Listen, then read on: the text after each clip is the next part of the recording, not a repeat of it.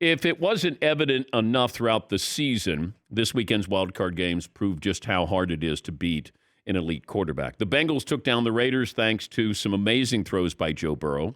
Bills embarrassed the Patriots behind Josh Allen.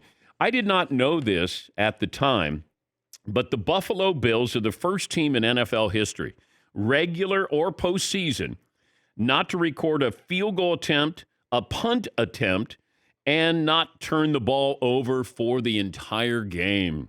Stat of the day, stat of the day, tap, tap, stat of the day, stat of the day.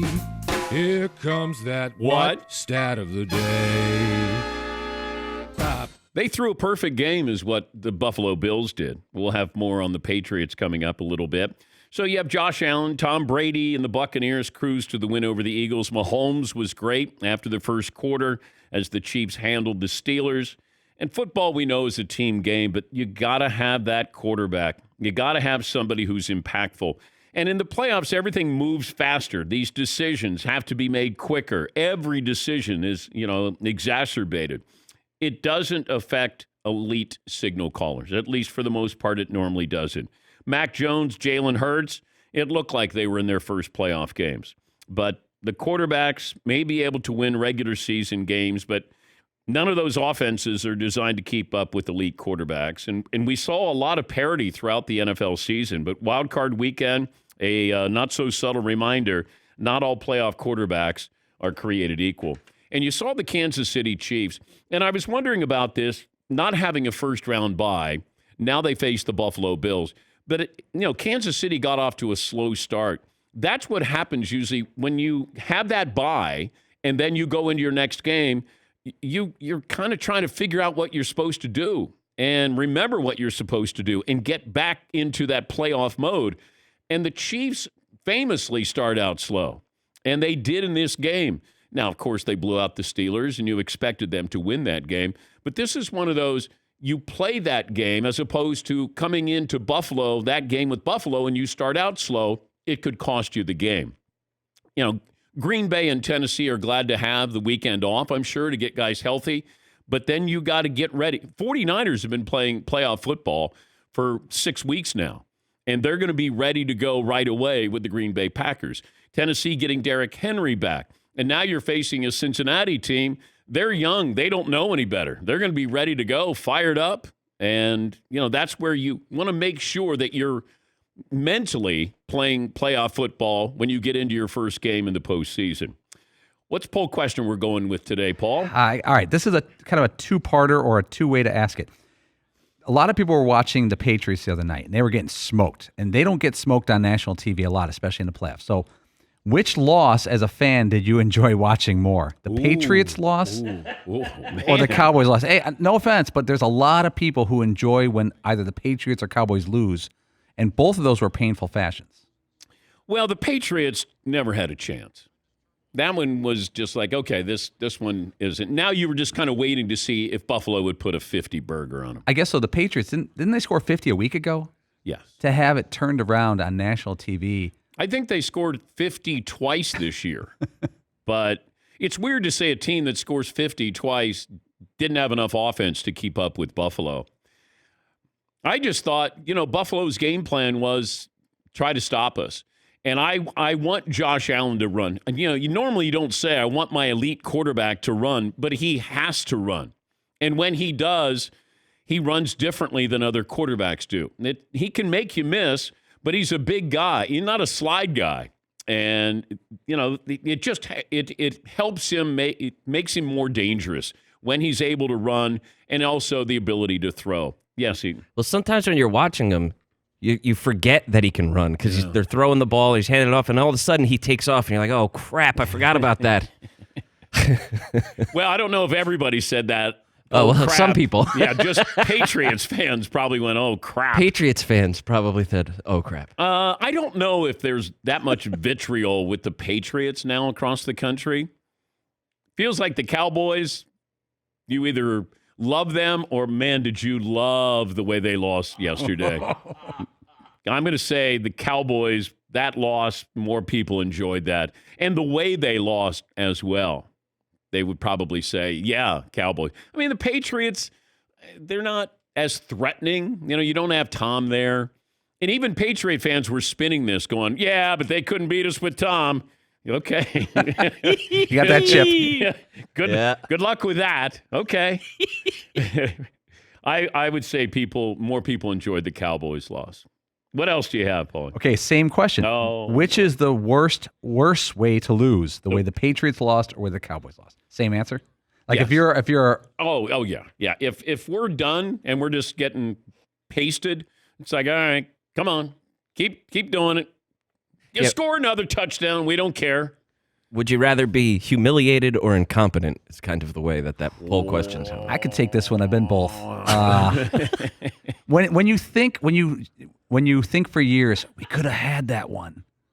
The Mac Jones isn't sitting there going, if we just had that one play in the third quarter, we would have got it. Nobody is second guessing the Patriots going, if Mac Jones gets that touchdown pass at 7-7, who knows? Nobody's saying that today. Dallas fans, football fans are all diagramming, dissecting, got an opinion on that last play. And if you're looking at levels of blame, first of all, let me start with 14 penalties. You're the most penalized team in the NFL. And 14, there's so many penalties that they weren't judgment calls. It was your offsides. You're holding that offensive lineman. Like, it just felt like Dallas did their best to keep the Niners alive, and in the final quarter, the Niners did their best to keep the Cowboys alive. Yes, Eden. Well, I don't remember exactly where it was in the game, but the Cowboys had that moment where they were going to go for it on fourth, or they were faking it, and then they were swapping out the kicking team was going to come out, and they were trying to, get the 49ers to jump offside, and then they ended up getting a delay game penalty. They couldn't get that figured out. Yes, there were penalties that were just out of stupidity that, you can't make these mistakes, and it caught up with him. But if you start with Mike McCarthy, Dak Prescott, by the way, Dak is getting bailed out for having a terrible game because of that last call. Because people are forgetting, Dak, you score 7 points in the first 3 quarters at home. Kellen Moore, the offensive coordinator, I don't have a problem with the call.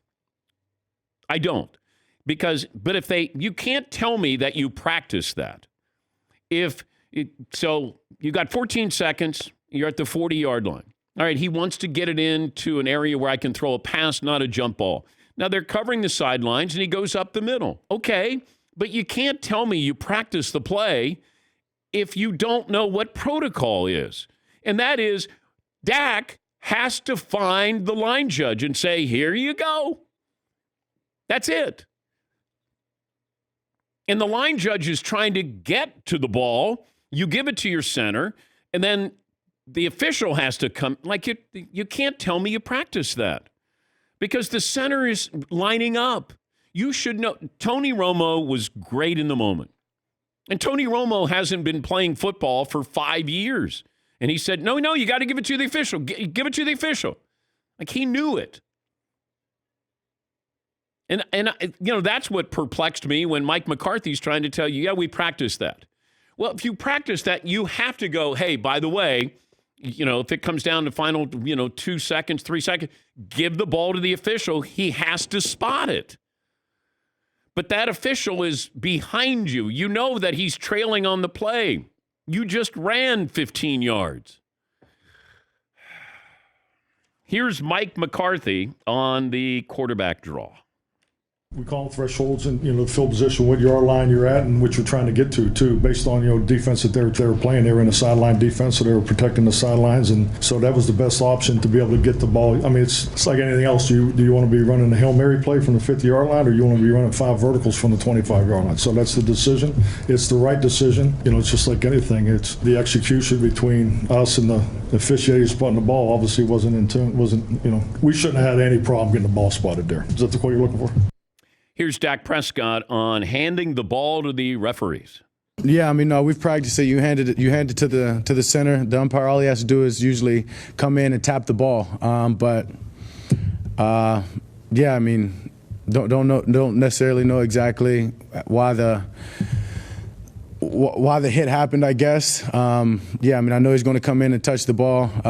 We can say, yeah, he needs to be closer to the ball or whatever, but in hindsight, I mean, it's just tough. Tough to accept.